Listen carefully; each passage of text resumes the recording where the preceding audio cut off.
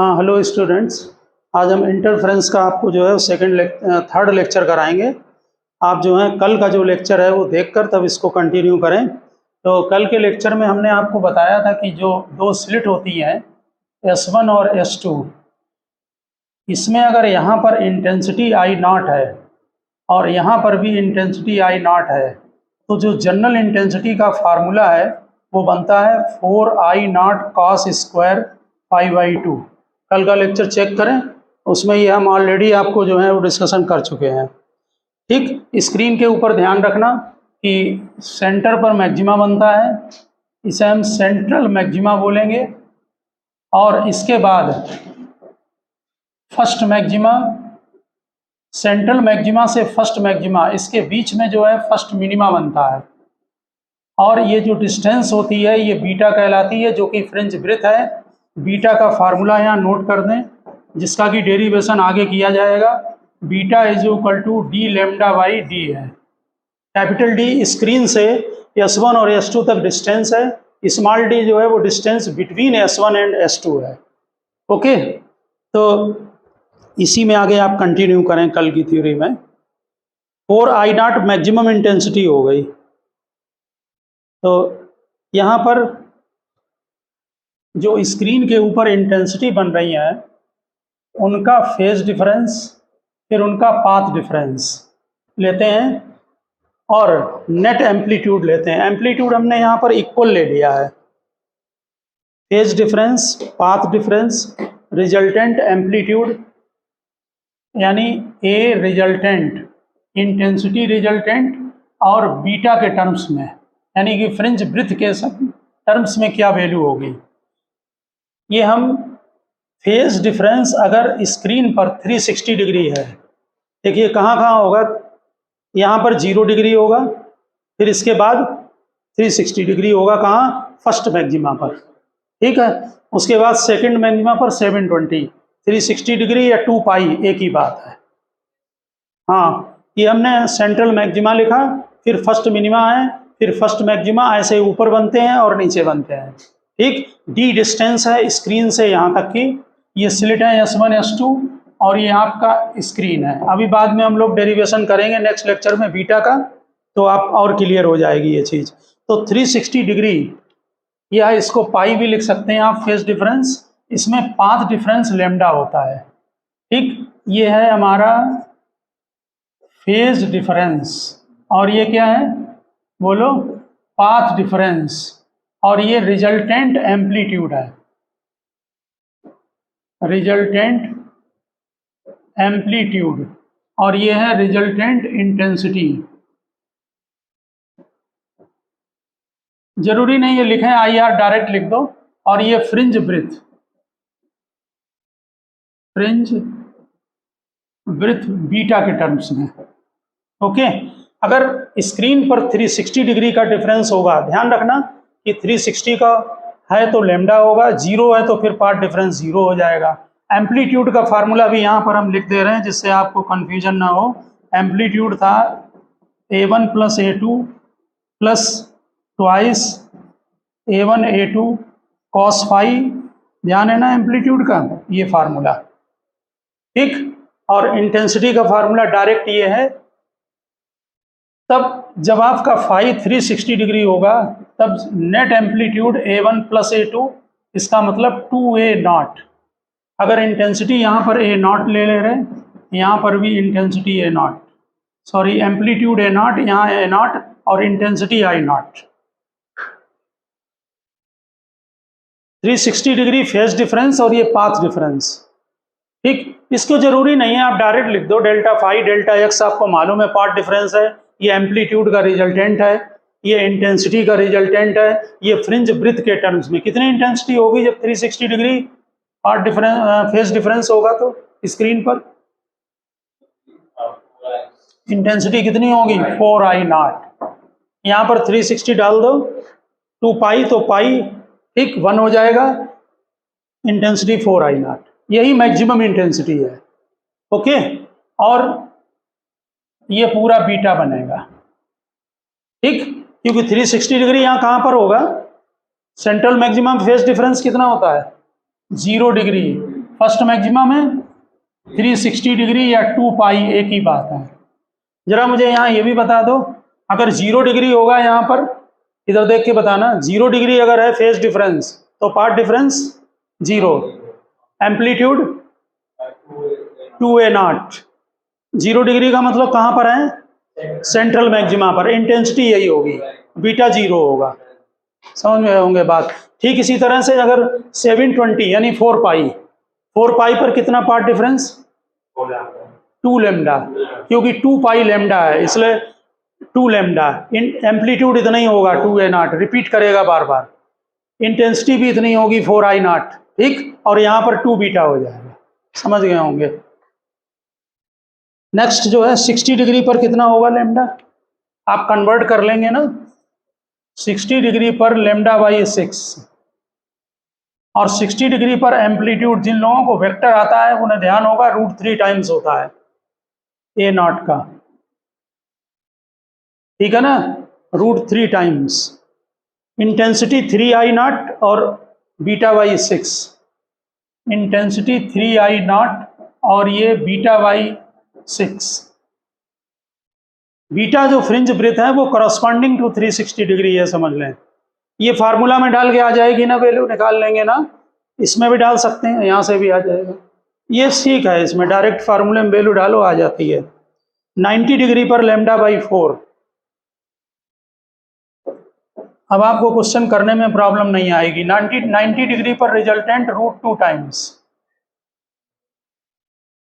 90 degree पर resultant √2 times, intensity 2I0 और ये बीटा बाई 4, इंटेंसिटी 2I0 और ये beta by 4। Beta fringe breadth है, उसका फार्मूला आगे ड्राइव होगा।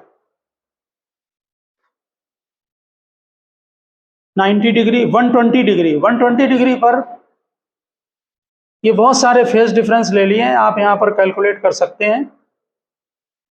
यहाँ पर 120 डिग्री पर कितना लैम्डा बनेगा? 120 डिग्री पर इसका डबल कर दो, लैम्डा बाई 3। एम्पलीट्यूड कितना होगा? सेम। 120 डिग्री पर जब दो वेक्टर होते हैं तो उनका रिजल्टेंट सेम होता है, वेक्टर का पॉइंट है। इंटेंसिटी कितनी होगी 120 पर? फार्मूला में वैल्यू डालनी पड़ेगी। इंटेंसिटी I0 है, सेम आ रही है, और बीटा बाई 3 बन रहा है फ्रिंज ब्रेथ का। इंटेंसिटी I0, ये बीटा बाई 3 120 डिग्री पर। इसके बाद एक 180 पर और ले रहे हैं, मिनिमा पे पहुंच जाएंगे। 180 डिग्री हमने कई सारे बना लिए हैं, आप एग्जाम्पल समझ गए होंगे। ये लैम्डा बाई 2, 180 डिग्री पर एम्पलीट्यूड कितना हो जाएगा? 0, क्योंकि A1 माइनस A2, ठीक है ना। एम्पलीट्यूड 0, इंटेंसिटी भी 0, और बीटा कितना होगा? बीटा बाई 2, ठीक है ना। जरा स्क्रीन पर देखें कि कैसा रिजल्ट बनता है। 0 डिग्री पर इंटेंसिटी 4I0, यहाँ देखें स्क्रीन पर 0, यहाँ पर 0 डिग्री है फेज डिफरेंस, यहाँ पर इंटेंसिटी 4I0। इसके बाद जैसे जैसे ऊपर जाएंगे एंगल बढ़ता जाएगा। 60 डिग्री कितना बनी इंटेंसिटी? 3I0, कम हो गई है ना। 90 डिग्री पर और कम हुई, 2I0 हुई, ठीक। और बीटा भी निकलता जा रहा है कि बीटा कितना होगा वहां पर पार्ट। 90 डिग्री के बाद 120 डिग्री पर देखें I0 हो गई और कम हुई। 180 डिग्री पर मिनिमा फर्स्ट, 0 इंटेंसिटी, फिर लाइट बढ़नी शुरू होगी 180 के बाद अगर निकालेंगे। हाँ, अगर वैल्यू आप डालते जाएं तो फिर क्या होगा? फिर I0, फिर 2I0, फिर 3I0, फिर फर्स्ट मैक्सिमा पर इंटेंसिटी, फिर मैक्सिमम कितनी? 4I0। समझ गए ना। इस तरह से स्क्रीन पर जो है रिजल्ट वो बनते चले जाते हैं, ठीक।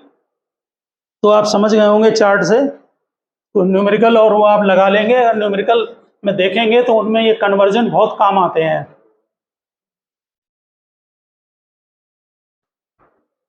नेक्स्ट आप इसमें एक पॉइंट नोट करें, लिखें fringe visibility, fringe visibility.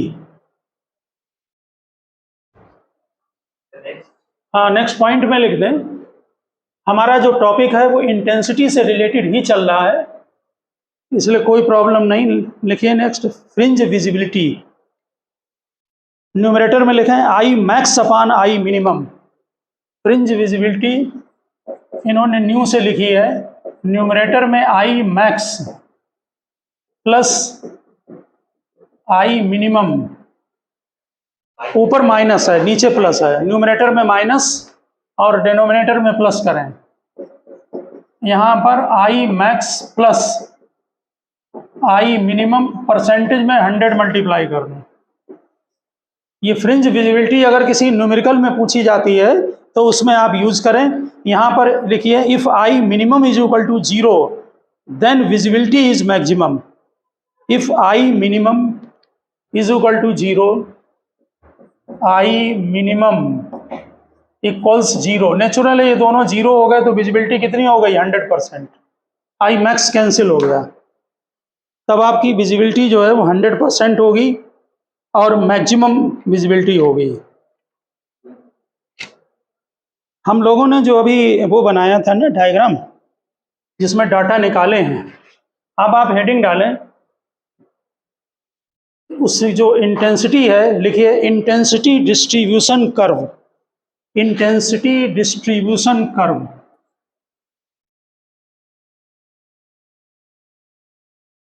Board में पूछा जाता है इंटेंसिटी डिस्ट्रीब्यूशन कर्व। यहाँ पर ये जो कर्व बनाया गया है ये मानकर बनाया है कि मिनिमा पर जो इंटेंसिटी होगी वो 0 होगी। ये हमने स्क्रीन का सेंटर लिया है, यहाँ फेज डिफरेंस 0, तो यहाँ पर जो इंटेंसिटी होती है वो मैक्सिमम होती है। उसके बाद आपको मालूम है इंटेंसिटी कम होते होते मिनिमम 0, फिर इंटेंसिटी मैक्सिमम होती है, फिर 0 और फिर मैक्सिमम। इस तरह से ये सेंट्रल पॉइंट लिया है। यहाँ पर मिनिमम इंटेंसिटी, फिर मैक्सिमम, फिर इंटेंसिटी मिनिमम और फिर मैक्सिमम। इसको टच कराने का मतलब है कि यहाँ इंटेंसिटी को हम 0 ले रहे हैं। ये लाइन इंटेंसिटी वर्सेस, यहाँ पर हम दोनों नोट करेंगे। बोर्ड में जो भी पूछा जाए आपसे फेज डिफरेंस या पाथ डिफरेंस तो उसी हिसाब से आप बना देना। ये हमारा फेज डिफरेंस और पाथ डिफरेंस दोनों लेंगे। इंटेंसिटी मैक्सिमम, देखिए पहले फेज डिफरेंस जरा बनवाएं। सेंटर पर फेज डिफरेंस कितना होता है 0, ठीक। इसके बाद ये आपका बनेगा, हाँ, फर्स्ट मैक्सिमा, ये सेंट्रल मैक्सिमा, ये फर्स्ट मैक्सिमा, ये सेकंड मैक्सिमा। इसी तरह से स्क्रीन के नीचे ये फर्स्ट मैक्सिमा, ये सेकंड मैक्सिमा और फिर मिनिमा। ये वाला पॉइंट मिनिमा का है, ये वाला, ठीक। तो ये जो लाइन आपकी जा रही है यहाँ पर क्या बनेगा, बोलो, फर्स्ट मिनिमा, ठीक है ना। इसी तरह से ये वाला सेकंड मिनिमा, सेकंड मिनिमा। इसी तरह से इस तरफ से स्क्रीन के डाउनवर्ड में यहाँ पर फर्स्ट मिनिमा, जरा जल्दी बनाना करो, यहाँ पर सेकंड मिनिमा। बस नोट करना है, कर्व बना दो, साइन कर्व की तरह है ये, ठीक है ना। अब हमने मिनिमा और मैक्सिमा लिख दिए हैं। इंटेंसिटी मैक्सिमम कितनी होती है, बोलो, 4I0, ये मैक्सिमम इंटेंसिटी हो गई। और मिनिमम इंटेंसिटी यहाँ पर 0 ली गई है, ये मानकर कि इंटेंसिटी के जो सोर्स हैं I1, S1 और S2 पर वो दोनों इक्वल हैं, इक्वल एम्पलीट्यूड। जरा बताएं यहाँ फेज डिफरेंस कितना होगा। ये फर्स्ट मिनिमा लिखा है, इसके नीचे फेज डिफरेंस पाई, ठीक। ये फर्स्ट मिनिमा, मैक्सिमा, मैक्सिमा पर 2 पाई, फिर 3 पाई और फिर यहाँ पर मैक्सिमा पर 4 पाई। बिल्कुल इसी तरह यहाँ पर ये 2 पाई मैक्सिमा, 3 पाई मिनिमा, फेज डिफरेंस। ये दोनों यहाँ लिए हैं, फेज भी लिख रहे हैं, अभी पाथ डिफरेंस भी लिखेंगे। ये हमारा फर्स्ट मैक्सिमा कितना होगा 2 पाई, फिर 3 पाई, फिर मैक्सिमा पर 4 पाई, फिर यहाँ मिनिमा 5 पाई। ठीक, ये सेंट्रल मैक्सिमा हो गया बीच वाला, समझ गए ना बात को। पाई, 2 पाई, 3 पाई, 4 पाई, 5 पाई, ये मिनिमा बन गया। उधर हमने 4 तक बनाया है, यहाँ इसे और बना दोगे तो ये 5 पाई हो जाएगा। जरा पार्ट डिफरेंस भी नोट करा दो। यहाँ पर कितना होगा पार्ट डिफरेंस? 0। यहाँ पर पाई पर लेमडा बाई 2, यहाँ लेमडा, ठीक है। पार्ट डिफरेंस को लेमडा में ही लिखा जाएगा, वो फ्रिंज ब्रिथ के टर्म्स में होता है। यहाँ लेमडा, यहाँ पर 3 लेमडा बाई 2, यहाँ 2 लेमडा, यहाँ 5 लेमडा बाई 2, यहाँ पर lambda by 2, lambda, 3 lambda by 2, यहाँ 2 lambda. Intensity distribution curve phase angle के साथ, पाथ डिफरेंस के साथ। और यहाँ पर एक बात याद रखना कि जो बीटा आप लेते हैं स्क्रीन के ऊपर, वो कहाँ से कहाँ तक होगा बोलो? ये सेंटर मैक्सिमा है, सेंटर मैक्सिमा से फर्स्ट मैक्सिमा तक, ये देखो बिल्कुल डाइन हमने इसके नीचे लिखी है, ये बीटा होगा। होगा? हाँ, कहीं बना दो क्लियर रहे, लेकिन वहां मत बनाना एग्जाम में ऊपर। एग्जाम में बीटा बनाने की जरूरत नहीं, अगर पूछा जाए उतना बनाना, पता लगे बनाने में गलत बना दिया तो मार्क्स और कटेंगे। ठीक, क्लियर होना चाहिए। और जरा बताना, ये हमारा ध्यान दें, ये जो पॉइंट है यहाँ पाई लिखा है, ये फर्स्ट मिनिमा है। फर्स्ट मिनिमा का जो पॉइंट है और सेकंड मिनिमा का पॉइंट, ये भी बीटा। एक्चुअली में क्या है, ये तो सेंट्रल ब्राइट फ्रिंज है ये वाली, देखो इधर से फर्स्ट मिनिमा, लोअर से सेंटर पॉइंट से नीचे फर्स्ट मिनिमा और सेंटर से ऊपर फर्स्ट मिनिमा, ये सेंट्रल ब्राइट फ्रिंज कहलाती है। समझ गए ना ये बात? इसके बाद फर्स्ट ब्राइट फ्रिंज कहाँ से कहाँ तक होगी? सेंटर से फर्स्ट मैक्सिमा तक, ठीक है ना। ये बन गई आपको ये फर्स्ट ब्राइट फ्रिंज, समझ गए ना। इसी तरह से मिनिमा तक ये भी बीटा इक्वल होते हैं।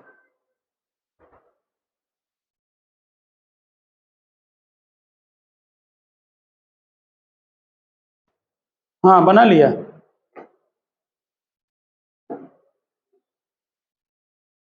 अब आप नेक्स्ट पॉइंट लिखें,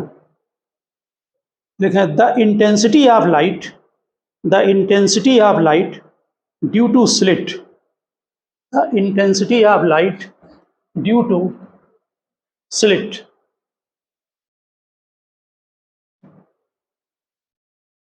is directly proportional to the width of the slit. Intensity of light due to slit is directly proportional to the width of the slit. जो हमारी स्लिट है S1 और S2, उसमें अगर आप ब्रिथ को बढ़ा देंगे, बहुत ज़्यादा ब्रिथ को नहीं बढ़ाते हैं, नहीं तो इंटरफ्रेंस की बजाय डिफ्रेक्शन पैटर्न भी बनने लगता है साथ साथ, जो कि हमारा नेक्स्ट टॉपिक है। S1 और S2 की जो स्लिट है ब्रिथ W1 W2, ध्यान रखना, ये जो स्लिट बनाई हैं, ये S1 ये S2, इसकी ब्रिथ W1 इसकी W2, तो ब्रिथ का जो रेशियो है वो इंटेंसिटी I1 I2 के रेशियो के इक्वल होगा और इंटेंसिटी एम्पलीट्यूड के स्क्वायर के प्रोपोर्शनल है। ये न्यूमेरिकल में आपको यूज होगा।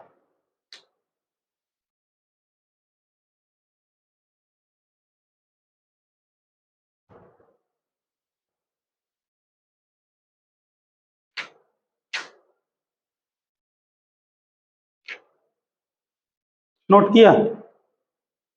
फार्मूला न्यूमेरिकल है, एक्सरसाइज में एग्जाम्पल में इसी फार्मूले पर है न्यूमेरिकल। नेक्स्ट लिखिए point, the bright and dark fringes are placed, the bright and dark, इसी में पॉइंट्स लिख दें। Next, the bright and dark fringes are placed alternatively and they are equally spaced. The bright and dark fringes are placed alternatively and they are equally spaced. These bands are called interference fringe. These bands are called interference fringe.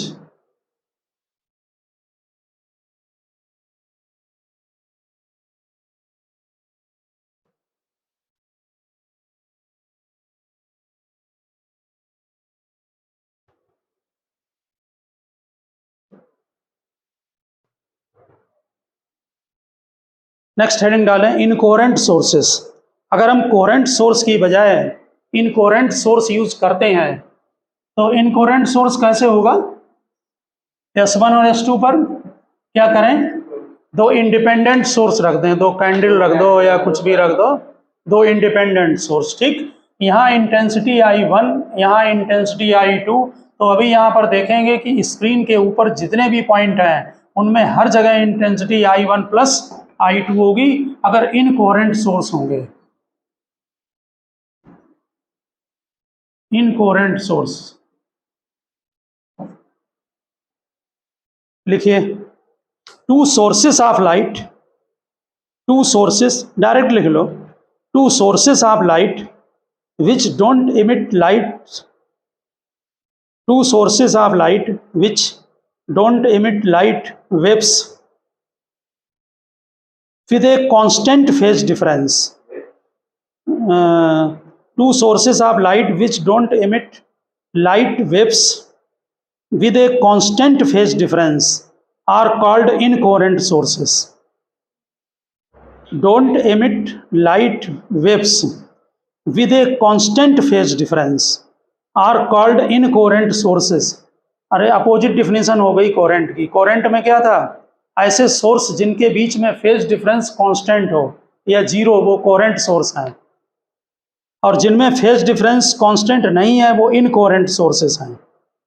लिखा, two sources of light which don't emit light waves with a constant phase difference are called incoherent sources. लिखिए, the total intensity at any point, the total intensity at any point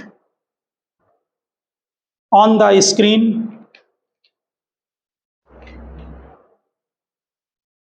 the total intensity at any point on the screen is simply the sum of total intensity at any point is simply the sum of time average intensity, sum of time average intensity of two sources, time average intensity of to sources, यानी कि I1 plus I2 simply. Next para से लिखें, लिखा, intensity at any point on the screen is given by, intensity at any point on the screen is given by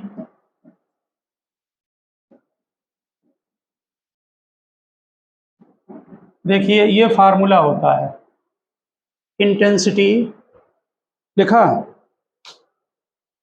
eight any point on the screen is given by. अब देखिए, हमने उस दिन आपको theory में समझाया था कि अगर यहाँ पर इनकोरेंट सोर्स होंगे तो जो यहाँ पर वेव्स पहुँचेंगी उनके बीच में जो फेज डिफरेंस होगा वो 0 से 2 पाई तक वेरी करेगा, क्योंकि इंडिविजुअल सोर्स अपनी अपनी पल्स निकालते हैं और उनमें कोई फेज रिलेशनशिप नहीं है, तो फेज रेंडमली चेंज होगा। कहाँ से कहाँ तक? 0 से 2 पाई तक। एक डाउट हो तो कोरेंट सोर्स वाला लेक्चर देखें।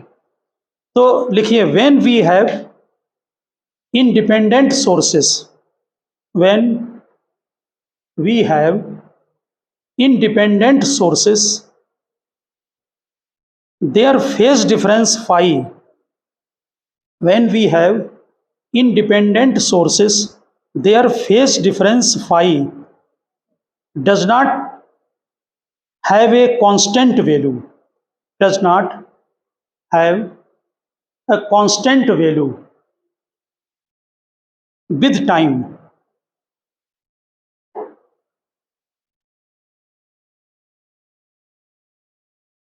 लिखिए, phase difference changes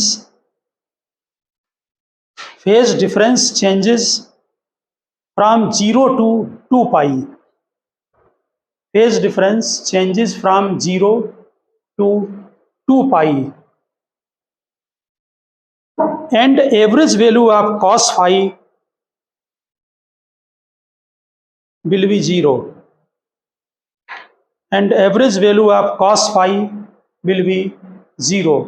cos phi की एवरेज वैल्यू 0 से 2 पाई तक, cos फाई की एवरेज वैल्यू 0 से 2 पाई के बिटवीन 0 होगी।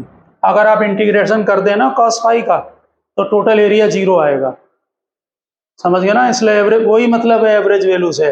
आपका जो cos थीटा का कर्व बनता है वो ये बनता है, यहाँ पर 2 पाई है, ये पाई है, ये एरिया निकालोगे पॉजिटिव आएगा। इसका मीनिंग ये है, इधर देखो cos थीटा डी थीटा 0 से 2 पाई इंटीग्रेट करो तो 0 आ जाएगा। इसका ये मीनिंग है मैथमेटिकली, समझ गए ना। और एरिया अंडर कर्व मैथ में पढ़ोगे इंटीग्रेशन में, ये एरिया पॉजिटिव, ये एरिया पॉजिटिव और ये नेगेटिव आएगा। तो जब टोटल एरिया निकालोगे तो क्या आएगा? 0। पॉजिटिव और नेगेटिव मिलाकर 0, समझ गए ना। इसलिए cos फाई की एवरेज वैल्यू 0 होगी। तो इंटेंसिटी कितनी हो गई? डायरेक्ट लिख दो, hence I is equal to I1 plus I2। ये तो 0 हो गया cos phi, hence I is equal to I1 plus I2। Hence cos phi is equal to 0 हो गया, I is equal to I1 plus I2। समझ में आ गई होगी बात। इनकोरेंट सोर्स अगर कभी भी कोई न्यूमेरिकल आए और वो कहें, अगर इंटेंसिटी पूछी जाए स्क्रीन पर ध्यान रखना, और कहें कि अगर सोर्स इनकोरेंट हैं तो इंटेंसिटी का सीधे प्लस कर देना, I1 प्लस I2, ठीक है ना। यानी कि क्या होगा? एल्जेब्रिक सम हो जाएगा। ठीक, अब आप नेक्स्ट हेडिंग डालें। हमने प्रॉपर्टी रह गई लिखने को। देखिए, condition for obtaining sustained interference pattern. Condition for obtaining sustained interference pattern. Condition for obtaining sustained interference pattern यानी परमानेंट पैटर्न बना रहे, ठीक है ना, पैटर्न चेंज ना हो टाइम के साथ। तो लिखिए first point, the to sources must emit the waves continuously. होना भी चाहिए कंटिन्यूअस, नहीं तो ब्रेक हो जाएगा बीच में। The two sources must emit the waves continuously. Next point, waves must be of same wavelength. Waves must be of same wavelength, same frequency,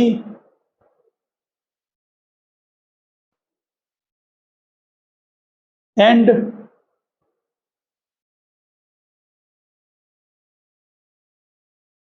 same amplitude or nearly same amplitude. Same amplitude और nearly same amplitude. क्या फायदा होगा? Amplitude same होगा तो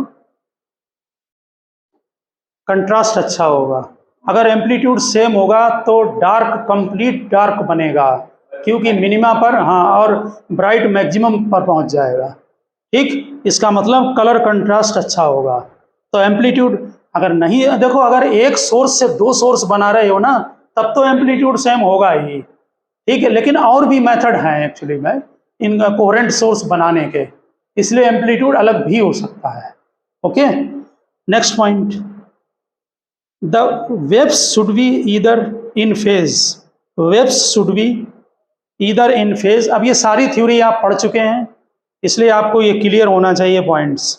waves should be either in phase और have a common phase difference. Waves should be either in phase or having common phase difference. Note किया? क्या हो, कौन सा कॉमन फेज डिफरेंस हो या कांस्टेंट हो तो क्या बोलते हैं सोर्स को? Coherent sources. कोहेरेंट सोर्स का मीनिंग सीधे ध्यान रखो, ऐसे सोर्स इनके बीच में फेज डिफरेंस जो वेव्स इमिट करेंगे उनका फेज डिफरेंस या तो 0 हो या कांस्टेंट हो, ठीक है, कॉमन कांस्टेंट एक ही बात है, ठीक है। Next point, two sources must lie very close to each other, two sources must lie very close to each other. देखिए ये जो सोर्स है S1 S2, जो ये डिस्टेंस D है, ये स्मॉल होनी चाहिए, इसका मतलब D मस्ट बी स्मॉल।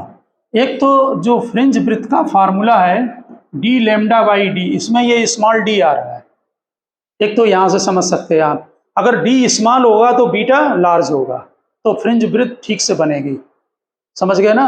अगर आपने D को बहुत ज़्यादा बड़ा कर दिया तो बीटा स्मॉल होने लगेगा, ओवरलैपिंग सी होने लगेगी। ये है स्लिट के बीच की डिस्टेंस, हाँ स्मॉल d है, ऊपर लिखा small d must be small. Capital D screen तक की डिस्टेंस होती है, लैम्डा वेवलेंथ होती है, ठीक। डेरिवेशन होगा कल के लेक्चर में। नेक्स्ट में देखिए यहाँ पर अगर इनके बीच में डिस्टेंस ज़्यादा होगी तो यहाँ पाथ डिफरेंस भी ज़्यादा होगा ना, क्योंकि एक वेव यहाँ से पहुँच रही है और दूसरी यहाँ पहुँचेगी, ये डिस्टेंस ज़्यादा ट्रेवल करेगा और ये डिस्टेंस कम ट्रेवल करेगा। आपने एक ही सोर्स से दो सोर्स बनाए हैं, एक ही वेव फ्रंट को ब्रेक किया है, अगर पाथ डिफरेंस ज़्यादा हो गया तो हो सकता है कि यहाँ से जो पल्स जा रही है वो निकल जाए बाहर और तब तक ये दूसरी पल्स बाद में पहुँचे, समझ गया ना। तो एक ये भी रीज़न है और ये भी रीज़न है कि बीटा आपका जो है थोड़ा लार्ज हो जाएगा। तो नीचे लिख दें, if D is not small then, small d की बात हो रही है, if D is not small then, हाँ small d, then path difference between the light waves, then path difference between the light waves reaching a fixed point, if d is not small, then path difference between the light waves reaching a fixed point will be very large। अभी हमने बता दिया screen में, large होगा। Between the light waves reaching the a fix point will be very large, fix point यानी screen के ऊपर। In such a case maxima and minima will lie very close to each other, in such a case maxima and minima will lie very close to each other, beta small हो जाएगा, and may result in overlapping, maxima and minima will lie very close to each other and will result in overlapping, and will result in overlapping, ठीक। Next point, the two light source should be, the two light source should be very narrow। जरा समझें, ये जो source S1 और S2 हैं, जैसे ये source S1 है, यहाँ देखें ये सोर्स S1 है, अगर ये बहुत ज़्यादा ब्रिथ कर दी तुमने, थोड़ी बहुत ब्रिथ बढ़ाओगे तो चल जाएगा, यानी कि W1/W2 is equal to I1/I2 लगाते हो ना, भी लिखा था फार्मूला। लेकिन अगर बहुत ज़्यादा बढ़ा दिया सोर्स इसकी ब्रिथ को तो क्या होगा कि स्क्रीन के किसी भी पॉइंट पर ह्यूजेंस प्रिंसिपल से इसके जितने पॉइंट हैं वो नए लाइट सोर्स का काम करेंगे और इनसे इंडिविजुअल लाइट यहाँ पहुँचने लगेगी, सुपरपोजिशन होगा। ये डायग्राम की यहाँ जरूरत नहीं है, आप समझ लें कि स्लिट ज़्यादा, ये पैटर्न वहाँ डिफ्रेक्शन बनने लगता है जो कि हमारा नेक्स्ट टॉपिक है, इसलिए स्लिट की ब्रिथ बहुत ज़्यादा नहीं होनी चाहिए, ठीक। तो नोट करें, the two light source should be very narrow, broad source of light is equivalent to, broad source of light is equivalent to,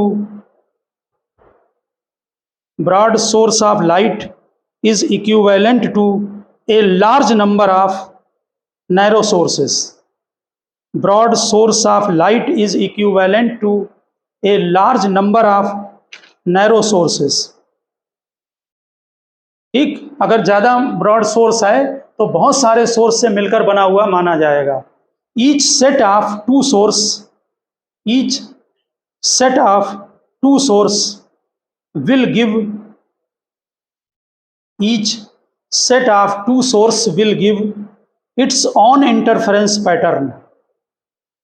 Each set of two source will give its own interference pattern, and their overlapping will result in a general illumination. And each set of two source will give its own interference pattern, and their overlapping will result in a general illumination. सब अपना अपना pattern बनाएंगे तो general illumination screen पर दिखाई पड़ेगा. Illumination. Next point note करें. The distance d, capital D लिखें. The distance d of the screen, the distance d of the screen, capital D, from the two sources should be quite large.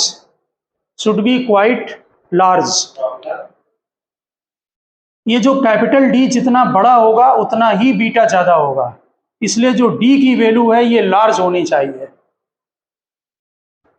The distance d of the screen from the two sources should be quite large. एक point और note करना है. लिखिए two sources should emit monochromatic light.